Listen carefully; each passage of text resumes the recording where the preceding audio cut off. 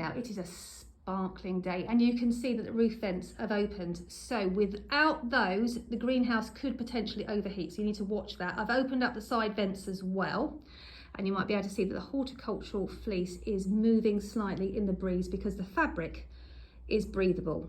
What's going to happen is during the day, the air in the greenhouse will charge up with warmth. And then the job of the horticultural fleece is to trap that warm air slightly and stop it disappearing straight up into the rafters as soon as the sun goes down. It's going to trap the hot air, slow it down and keep it for longer around the plants where we want it.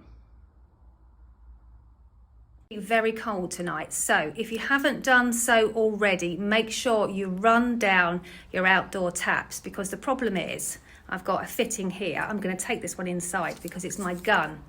If water is trapped in your pipes, you need to turn the water off at the mains and then turn the tap on to drain it, because if water gets trapped in your fittings, that water will freeze, it will expand and it will burst your fittings. And I've lost guns before where when they thaw out, suddenly they're leaking everywhere.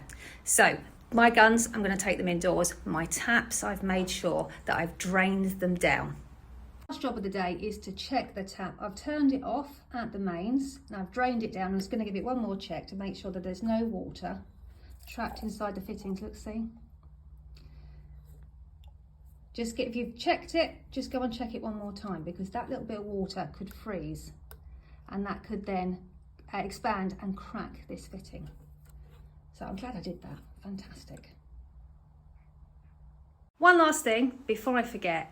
If you've got any liquid plant feed or sprays in your greenhouse, it might be an idea to pick those up and take them into the house. What can happen is if the product is allowed to freeze, it can then crystallise. If you check the side of the containers, they often say protect from frost, and that's the reason why.